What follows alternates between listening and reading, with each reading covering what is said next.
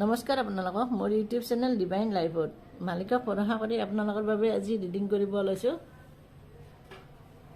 যিখিনি মিলে আপোনাৰ নিমিলাখিনি আনৰ বাবে সকলোৱে চাব পাৰিব, শুনিব পাৰিব। আৰু আজি আপোনাৰ ভগৱানে কি কৰিব দিছে, আপোনাৰ বাবে আজি কি গুড নিউজ আহিছে, আপুনি কি কৰিব লাগে, কি কৰিব নালাগে, যদি এনেকুৱা কাইদাহে মই আপোনাক কৈ দিম। আৰু যিখিনি মিলে সেইখিনি আপোনাৰ, নিমিলাখিনি আনৰ বাবে সকলোৱে চাব পাৰিব, শুনিব পাৰিব। এতিয়া মই আৰম্ভ কৰিছোঁ।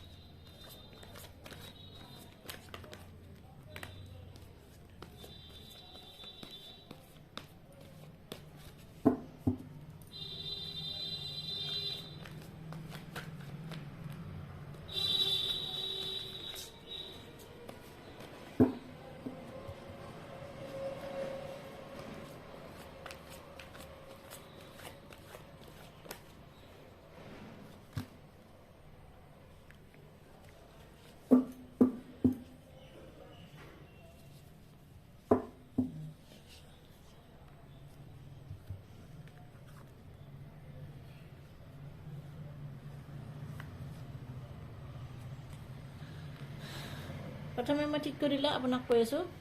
আজি আপোনাৰ বাবে কাৰ্ড আছে 2 অফ Swords, দি হেংমেন ওলোটা কৈ আছে, পেজ অফ ওৱান্স আছে, 8 of cup, king of once, 10 of cup, আৰু ইয়াত আছে দি টাৱাৰ। এনে হ'ব পাৰে আপোনাৰ জীৱনত যে আপুনি দুটা চিটুৱেশ্যনৰ মাজত আবদ্ধ হৈ আছে। আপোনাৰ মনত কোনো ক্লিয়াৰিটি নাই, আপুনি নিজে নাজানে যেন আপুনি কি কৰিব লাগে, কি কৰিব নালাগে। আপুনি নিজে নিজৰ ওপৰত হাৰ্ড হৈ আছে, একো একশ্যন ল'ব খোজা নাই। বা দুটা চিটুৱেশ্যন আপোনাৰ জীৱনত আছে, দুয়োটাকে আপুনি এৰিব খোজা নাই। বা যদি এনেকুৱা হৈ আছিলে আপোনাৰ জীৱনত দুটা চিটুৱেশ্যন আছিল, দুয়োটাকে আপুনি এৰিব পৰা নাই। এতিয়া এনেকুৱা সময় হৈছে যে আপুনি এতিয়া তাৰ পৰা ওলাব পাৰিছে।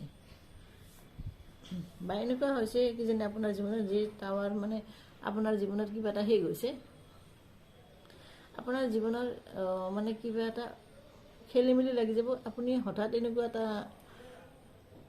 নিউজ পাব বা আপুনি এটা এনেকুৱা খবৰ পাব যিটো মানে আপুনি শুনিলে বা আপুনি দেখিলে, আপুনি দেখিব পাৰে যদি মানে ডাইৰেক্ট হয় মানে তাতো, আৰু যদি আপোনাৰ অনলাইন হয় তাতো আপুনি দেখিব পাৰিব নেটত।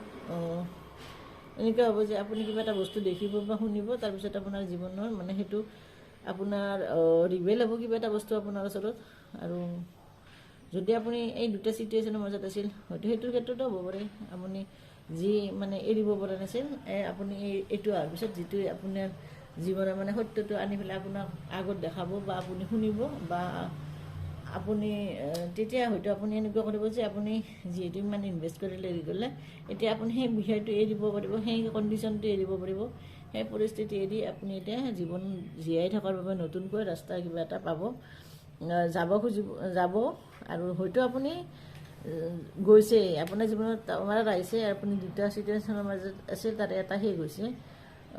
সেই শেষ কৰি আপুনি এতিয়া নতুন কিবা এটা পাবৰ বাবে যাত্ৰা আৰম্ভ কৰিছে। আৰু যিহেতু মানে হেংমেনটো ওলোটা কৈছে, এনেকুৱা হ'ব পাৰে যে আপুনি যে ভাবি আছিল যে আপুনি কাম কৰিম, এইটো উপযুক্ত সময় হয়নে নহয়, মই এতিয়া কাম কৰিবলৈ লাগিছে, বা কিবা এটা বস্তুৰ ওপৰত আপুনি ভাবি আছিল, চিন্তা কৰি আছিল।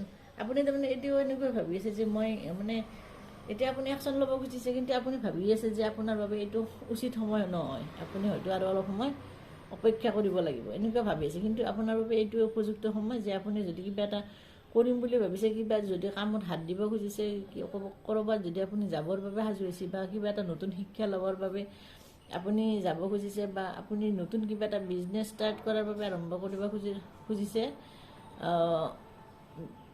বা আপুনি যদি কাৰোবাক প্ৰপ'জ কৰিব খুজিছে, তেনেহ'লে এইটো উপযুক্ত সময়, আপুনি এইটো কাম কৰিব পাৰে। আৰু যিহেতু আপুনি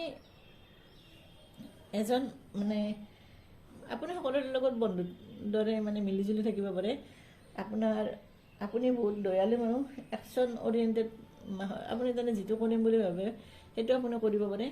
আৰু য'ত আপুনি তাৰমানে ভাবিছে যে আপুনি এইটো কাম কৰিব, তাত আপুনি কৰিবই তাৰমানে 100% আছে। আৰু আপুনি ধনী হ'ব পাৰে, আপোনাৰ টকা পইচাৰ কোনো অভাৱ নাথাকিব পাৰে, জনপ্ৰিয় হ'ব পাৰে, আপুনি বিখ্যাত হ'ব পাৰে কিবা, হয়তো আপুনি ভাল ইউটিউবাৰ হয় বা কিবা এটা কাম আপুনি কৰিব ধুনীয়া, আপুনি নাচিব জানে, গান গাব জানে ধুনীয়া, আপোনাক সেইকাৰণে সকলোৱে জানে, বা সুন্দৰ অভিনয় কৰে আপুনি, সেইবাবে আপোনাক কোনোবাই জানিব পাৰে।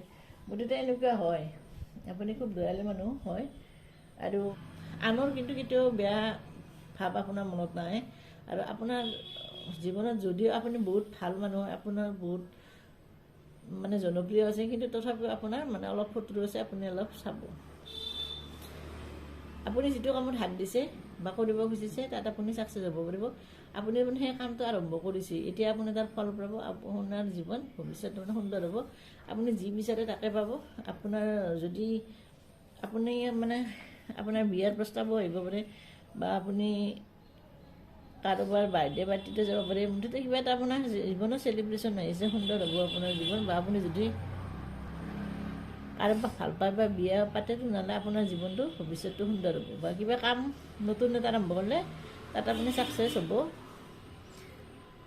আৰু সুন্দৰ হ'ব। আপুনি আপোনাৰ এটা হেপী ফেমিলি হ'ব। মই এটা আপোনাৰ বাবে এডভাইচ দিছোঁ।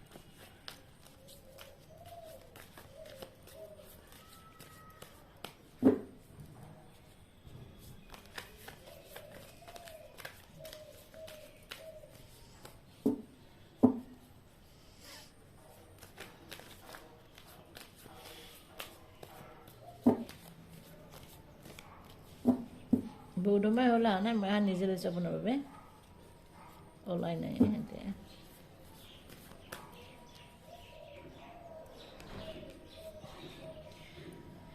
ইয়াত আছে 4 of Cup। মানে এনেকুৱা হ'ব পাৰে যে আপুনি মানে যদি বহুত ইনভেষ্ট কৰিছিল, বহুত মানে ভাল পাইছিল কাৰোবাক বা কিবা আপুনি বহুত কৰিছিল, সেইটো চিটুৱেশ্যনৰ পৰা আপুনি ওলাব পৰা নাই। মানে আপুনি যিটো অতীতত আছিল, আপুনি সেইটোক লৈয়ে মানে আছে, আপুনি তাৰ পৰা ওলাব খোজা নাই। আপোনাৰ বাবে মানে ভগৱানে নতুন কিবা অফাৰ দিছে বা অফাৰ আহি আছে আপোনাৰ বাবে, আপুনি সেইবোৰ চাব খোজা নাই আৰু আপুনি সেইবোৰ ল'বও খোজা নাই।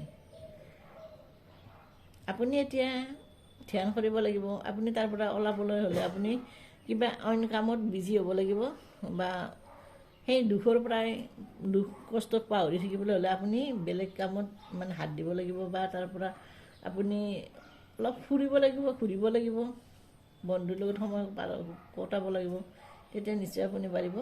এইটো আছিল মোৰ আজিৰ বাবে এয়াৰ কাৰ্ড, আৰু মই এটা সৰু চাই আপোনাৰ বাবে চাই দিছোঁ।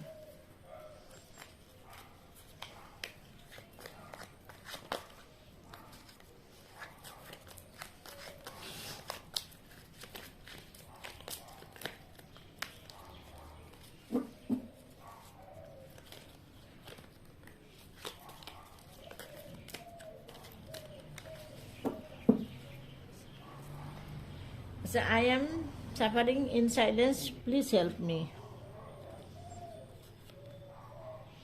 I am expecting the reality with courage. I am not interested in arguments. সুন্দৰ কাৰ্ড আছে আজিৰ বাবে আপোনালোকৰ বাবে। এতিয়া মই মৰি ডিঙি আপুনি কেনে পালে জনাব, কমেণ্ট কৰিব, লাইক কৰিব, শ্বেয়াৰ কৰিব। আপোনাৰ দিন শুভ হওক। এইটো আজি মই ৰাখিছোঁ এতিয়া। Thank U.